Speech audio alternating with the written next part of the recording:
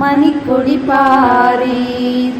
அதை தாழ்ந்து பணிந்து புகழ்ந்திடவாரீர். தாயின் மணிக்கொடி பாரீர். ஓங்கி வளர்ந்ததோர் கம்பம் அதன் உச்சியின் மேல் வந்து மாதரவென்று வாங்கி எழுதி திகழும் செய்ய பட்டொளி வீசி பறக்குது பாரீர். தாயின் மணிக்கொடி பாரீர். அதை தாழ்ந்து பணிந்து புகழ்ந்திடவாரீர். தாயின் மணிக்கொடி பாரீர். கம்பத்தின் கீழ் நிச்சல் காணீர்.